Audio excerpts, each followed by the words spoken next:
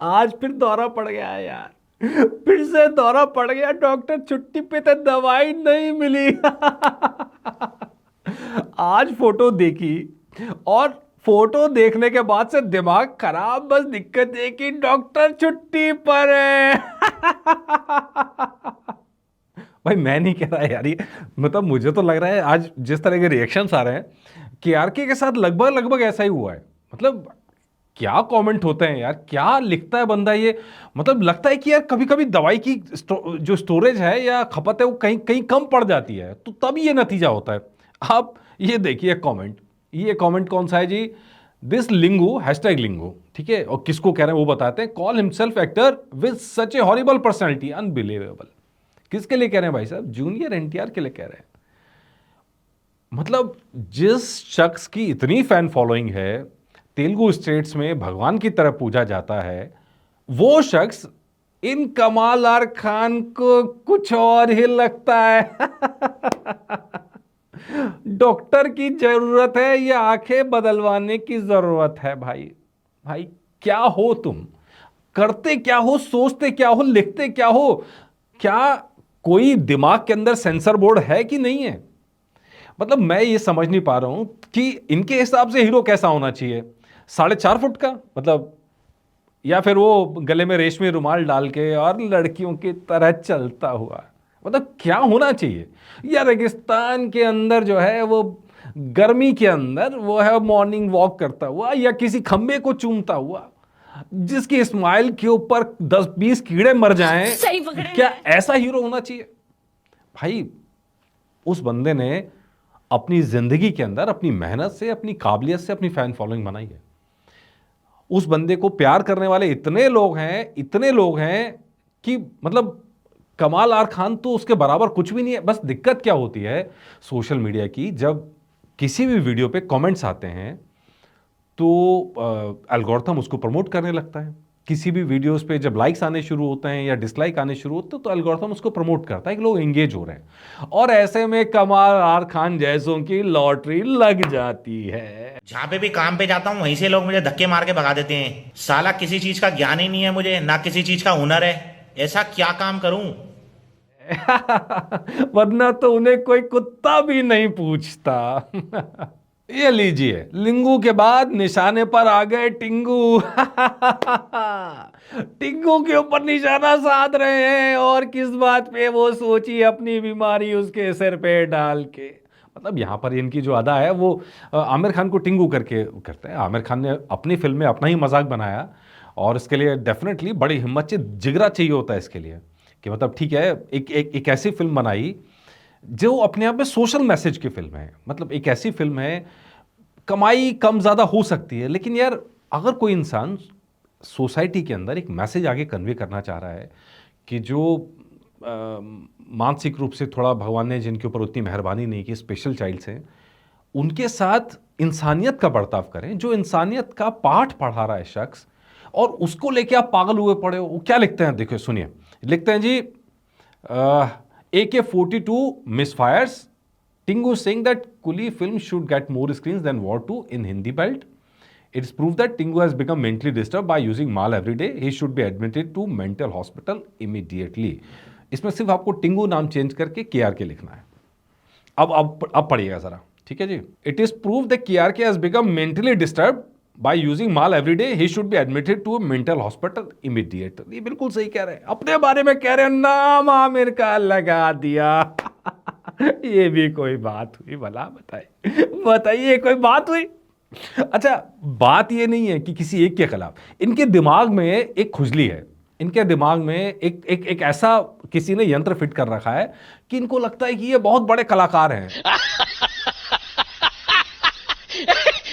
इनको लगता है कि ये बहुत बड़े क्रिटिक हैं, और इनको लगता है कि किसी का भी करियर बना सकते हैं और बिगाड़ सकते हैं। मैं क्या करूं, फिर जॉब छोड़ दूं? ये हम नहीं कह रहे, ये तो खुद कह रहे हैं। सोचिए, वो कहते हैं कि मुझे किसी भी हीरो का करियर बर्बाद करने के लिए 3 से 5 साल लगते हैं। तो बेटा एक काम कर, सरसों का तेल लगा के उल्टा।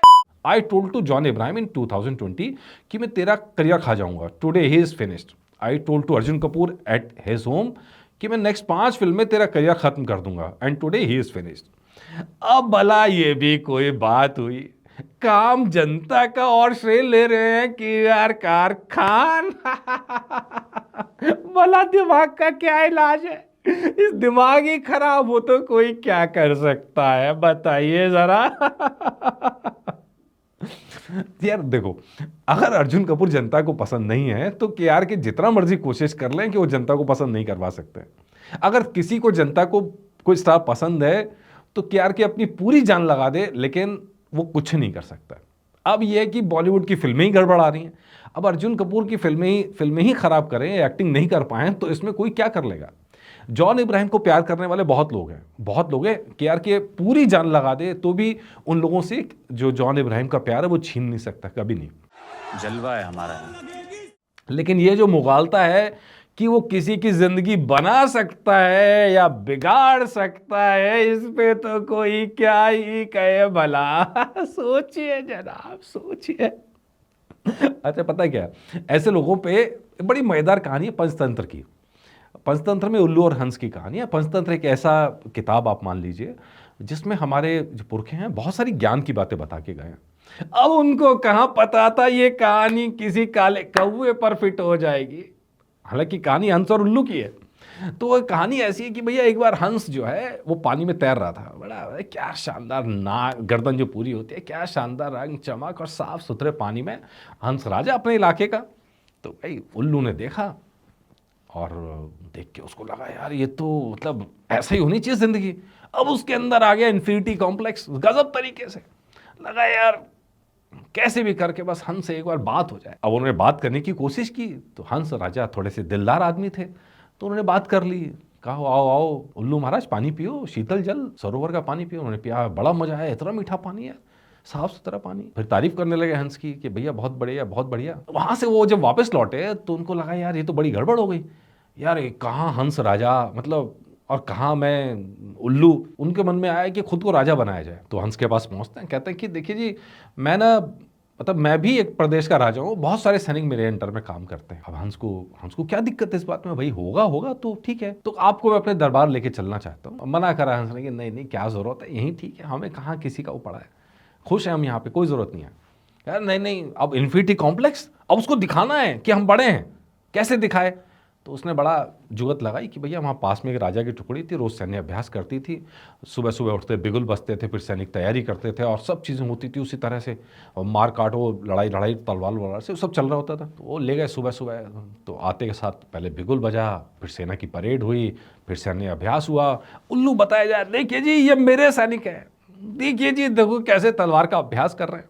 और वो बैठा उसी डायरेक्शन में जिस तरफ सारा हो रहा था। क्या तो देखो जी आपके सम्मान में परेड रखवाई है, देखो जी आपके सम्मान में ये कराया है। अब उल्लू कहे कि सब हमने किया है, उल्लू कहे कि हमने ही सेना खड़ी करी है, उल्लू कहे कि हमारे लिए ही ये परेड हो रही है, उल्लू कहे कि हमारे लिए ही बुगुल बज रहा है। अब हंस को लगा यार ठीक है बज रहा होगा।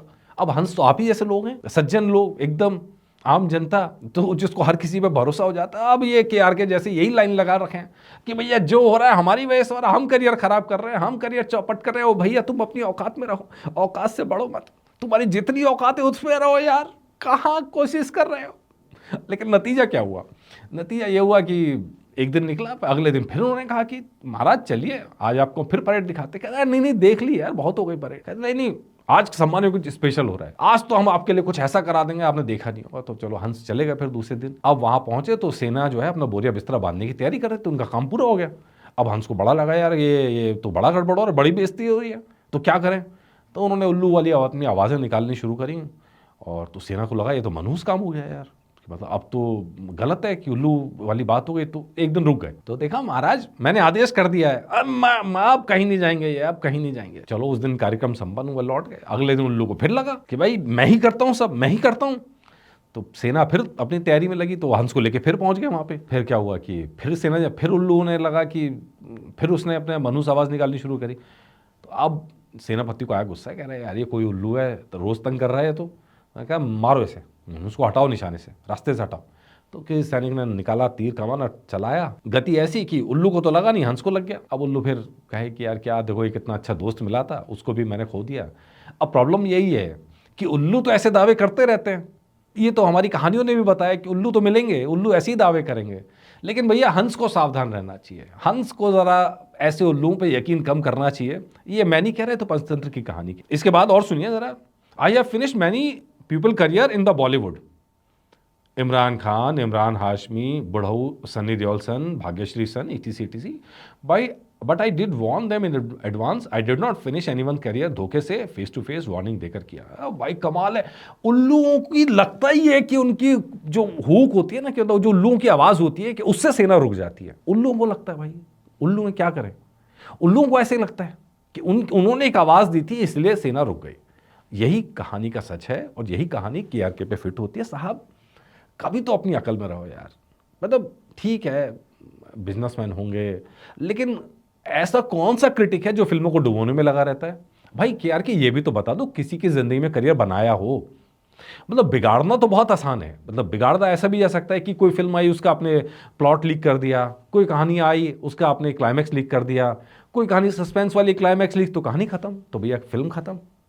लेकिन जो उनका करियर लीक किया वो अपनी ज़िंदगी में कुछ ना कुछ कर रहे हैं। वो बैठ के KRK की तरह ज्ञान नहीं दे रहे हैं, KRK की तरह उल्लुओं की तरह घुगिया नहीं रहे हैं। वो अपनी ज़िंदगी चला रहे हैं। KRK के करने से उनकी ज़िंदगी में कोई फ़र्क नहीं आया। सोचने वाले सोचते रह जाएं, लेकिन जो गालियाँ देने वाले हैं वो सिर्फ गालियाँ देते रह जाते हैं।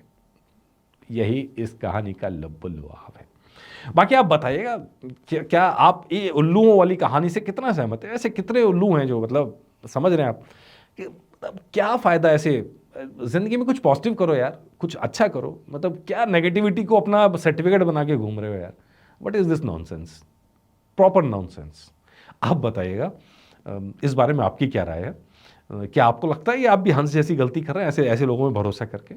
या आपको लगता है कि कमाल खान वाकई में उल्लुओं वाला काम कर रहा है कि भैया बस उल्लुओं की आवाज़ निकालने से अगर सेना रुक जाती है तो हम नहीं रोकी है? आप कमेंट करके मुझे ज़रूर बताइएगा। नमस्कार।